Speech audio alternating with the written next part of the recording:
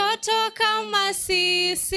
Yesu atupenda, Yesu apenda watoto kama sisi.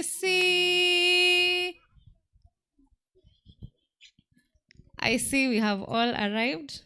We will have a word of prayer ili tusikize mahubiri yetu. Let us humble ourselves and pray. Dear God, thank you for bringing us together. I pray that you may speak to us in a language that we children will understand and help us to come close to you. In the name of Jesus, I pray. Amen. So our story is about a king who liked to go hunting. What kind of meat do you get when you go out hunting? Ukienda kuwinda unapata nyama kama gani? Ya swara na gani ingine? Rabbit. What else? Cow. You go hunting for cows? Yes? Fish. Yes? Tiger. You guys eat tigers? Chicken. My God. Oh, lion. You people eat lions, yes? Sorry? Birds. Leopard. Why? Yeah. Nyinyi watu mnaenda kuwinda leopards mkule. What kind of meat do you get when you go hunting? Hyenas. Wait. Do you guys eat meat? Do you eat meat? What kind of meat do you get when you go hunting? When people go hunting, wanapata nyama kaa gani? Yes? Pig. Antelopes, very nice. Ostrich, Gazelles, very nice. Oh, mmerudi sasa. Yes? Rabbit. Thank you so much. So, this king liked to hunt. Yeye alikuwa anapenda kula nyama, lakini anapenda kula nyama yenye yeye amehunt. Na walikuwa wanaenda na his right hand man. Kila mahali wanaenda walikuwa wanaenda na his right hand man. So, when you go hunting, what do you use? Unatumia weapons gani kwenda hunting? Yes? Arrows, What do you use with an arrow? A bow.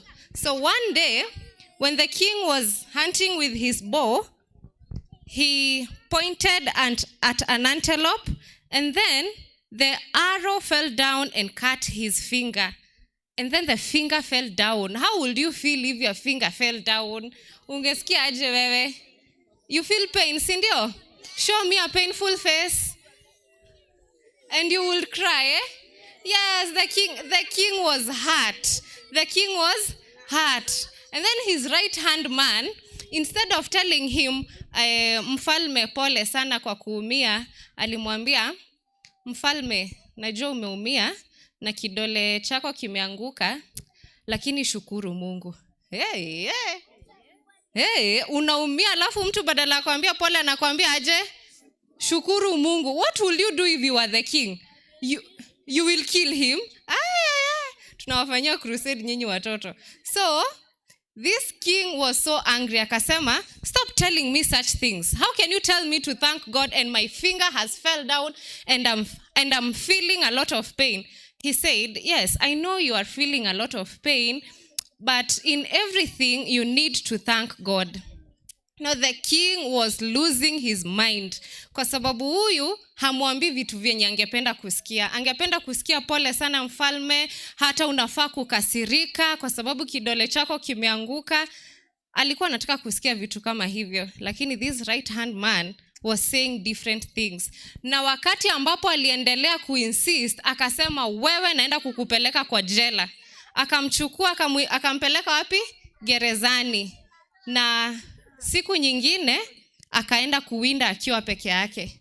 Sasa wakati ambapo alikuwa anawinda, akapatwa na watu ambao wanachukua watu, wanaenda kuwatoa kama kafara. Sasa mfalme alichukuliwa, akaenda akapelekwa mahali ambapo anafaa kutolewa kafara, na alikuwa anajua atatolewa kafara kwa sababu alipakwa marangi, akapakwa mafuta, na watu wa hicho kijiji usiku mzima walikuwa wakiimba kwa sababu wamepata kafara ya kutolea nani? Mungu wao. Sasa wewe kama mfalme ukiwa uko ndani ungekuwa unasikia aje? Sasa asubuhi ikafika, mfalme akachukuliwa, akaenda akawekwa mahali kama hapa juu ambapo kafara inaenda kutolewa. Watu wakaanza wimbo, wakaanza kuimba kwa sababu wanataka kutoa nini?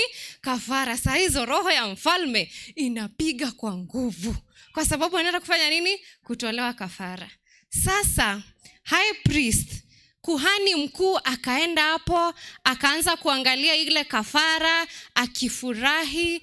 Lakini sasa wakati ambapo alikuwa anaangalia hii kafara, akaona it has a defect. Do you know why this sacrifice had a defect?